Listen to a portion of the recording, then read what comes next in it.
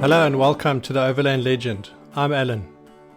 I'm at the end of my restoration of my 1955 Series 1 107. After a few successful test drives and a trip to the weighbridge, I've now started the registration process. In the meantime, I can finish off the last few items to get this vehicle 100% finished.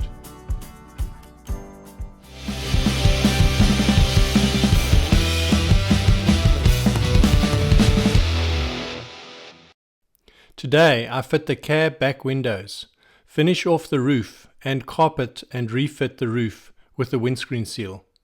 To do this I dismantled the cab again and then had to figure out how to get the windscreen seal to fit.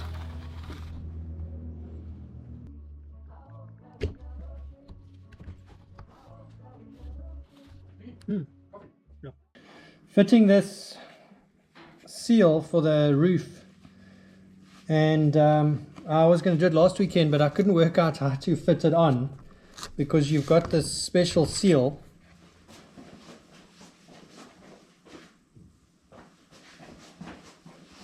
So this seal's got that's what the profile looks like, and it was just difficult to work out which way to put it on. And there is this metal strip which goes on the inside of the seal. So this strip is what keeps that seal tight, a metal strip, and it's obviously got the ends curved, and then it's got this bit of a profile. So it's fairly easy to work out that it goes in to this seal because the seal's profile is like that, and it goes in with this piece like that. So that's fairly easy to work out. But then which way does it go? And if you look in the manual, you can actually, especially in the parts manual, you can actually see the way they drew it, and they drew it in this orientation. So with this piece of the edge is pointing down, and then it sits like that. So this piece with the lip on and everything goes at the bottom, or at the bottom when it's upside down, but it actually faces up into the roof. And then this piece is what sits on the actual windscreen, and the windscreen pushes up against this, and then that's what causes or produces the seal. And then this has got some holes in for it to screw into these tabs. So there's these tabs along the roof here, and then you screw it in. So yeah, so I worked out that it goes in that way. So this piece pointing down, or in this orientation. And now I've actually cut this, so I cut the edges round, and now it fits in there. So yeah, so I'm putting it in like that. So I must just put this metal piece into this long strip, and then I can fit it in here, and it will fit in like that, and then screw it down, and then that'll be that. And then I can actually look at putting this roof back on. So I had to get this seal from the UK. There was nothing in South Africa, and I actually bought it from the Series 1 club in the UK, so they seem to be the best place to get it from, and they were very efficient and quick, and I got it there. So let's get that sorted out. Okay, I got the metal strip in here now. That was just a bit of brute strength, and I used some soapy solution just to make it a bit more slippy. So, and then put it in the vise, and then two of us pushed it, and we managed to push it on. So anyway, that's in there nicely. So that's sorted out, so now I can screw it on. Finding the holes over here for the metal is a little bit tricky, so I did mark them on here, and I wasn't too far off, and then I used this sharp thingy to just find where the hole is, and I actually, it was a little bit easier than I thought, because eventually I thought this is going to be quite hard. So I found those, and I've popped them through because they need to be in the right place to be able to screw it in. So remember to mark those before you put this in, otherwise you're really not going to know where they are. Once I'd worked out how the seal fits, I could finish off the inside of the roof with some carpeting.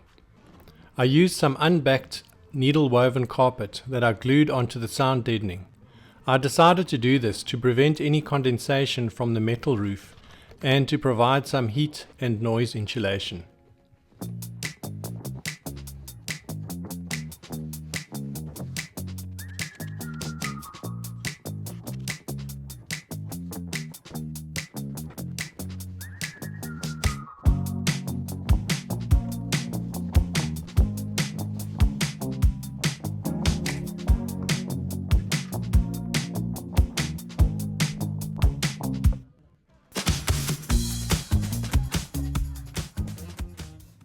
Then I moved on to the rear window on the cab.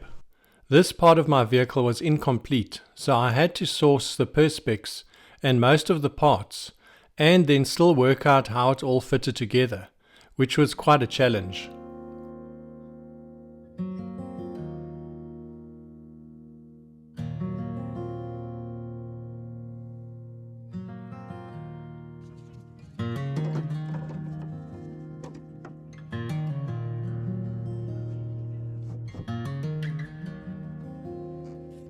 The only two parts that I had were the top and bottom rails.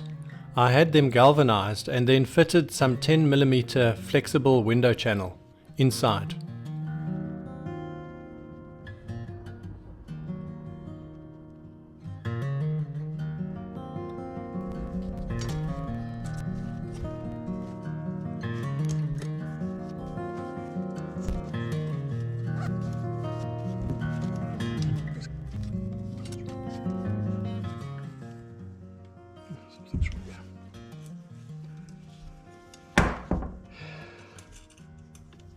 It was a bit of trial and error working out how to fit the aluminium strips to the window, but I eventually figured that out too.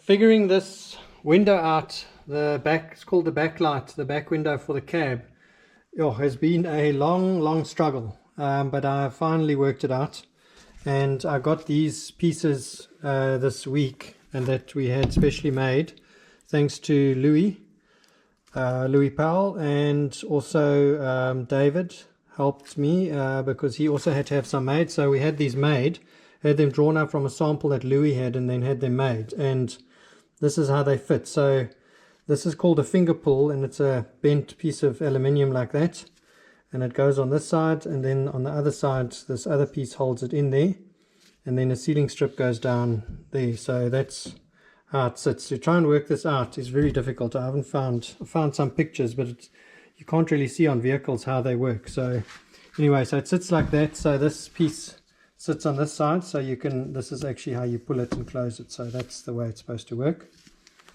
and that piece goes like that. So that's the right hand side window if you're looking at it on the vehicle, so that'll be the right hand side. Then the left hand side window has this, that's where you fit this strip, which is there's two pieces, and they are the pieces that locate the window. So that goes on the left hand side piece of the window, and it's also just easy enough. It's just a piece of bent aluminium that sits there, two pieces. And then this side is the same thing again, so it's also a finger pull with the same way to put it together.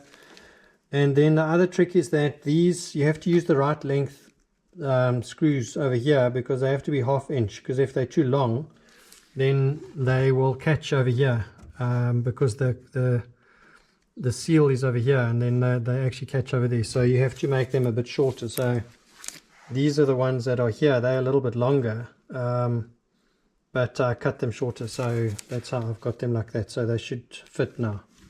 So that's the story with that. That's how that whole thing works. And then the window sits in this channel. So this is the original channel that I had galvanized, and then I've put in this rubber felt on the inside. And this is the bottom channel, so you can see the holes there, or the little tubes for the water to run out on the other side, and those, they go onto the bottom here, and then they go out here. And then I've also put a sealing strip over here, so that other one will, this channel will sit up against there, so that should close that. And this one, I already put this channel on the top here. That's just a plain channel. It has also got a sealing strip. Okay, now I'm going to put it together. So let's hope that it all works when I put it together.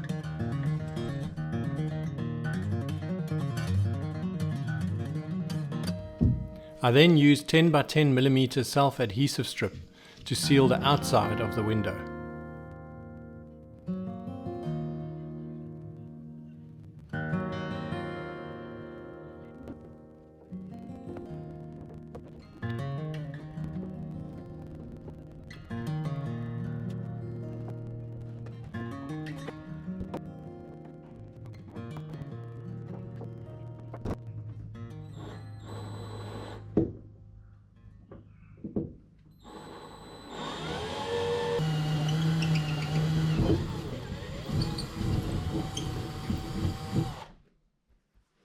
Then the final part of this process was to fit the latch, which I also made up from drawings thanks to Louis Powell again, using a piece of metal bar.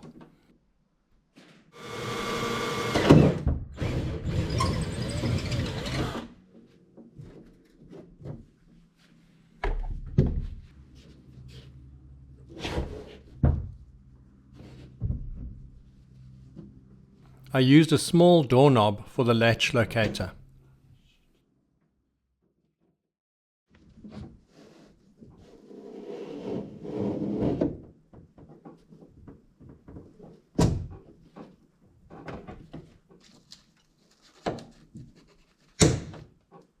And that was it, all fitted.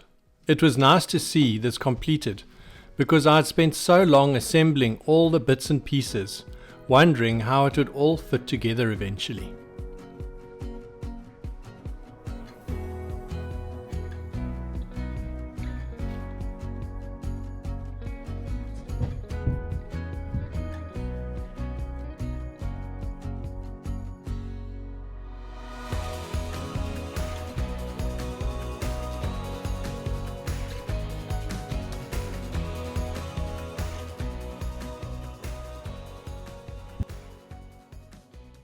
Then I could finally fit the cab permanently with the necessary seals. I had also now received my repaired door top back and had it galvanized, so I temporarily fitted the door tops to get everything lined up properly. This is necessary to get all of the gaps right, and then you can tighten up the cab.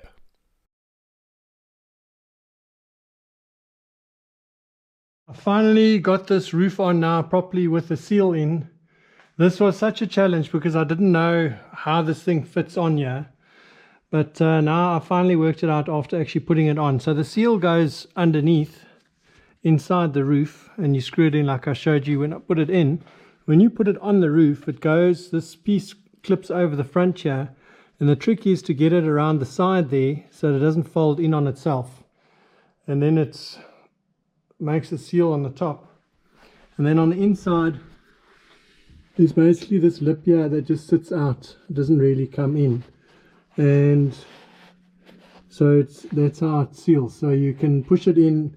Easiest thing is to push it from the inside, because you can get your finger or a blunt object in there and you can squeeze it in. And then this side was a bit tricky now, but I've got it to come all the way around the side here. So that thing fits over the top there, and that's how it seals then. So I think we're sorted now. Now I can just try and line everything up.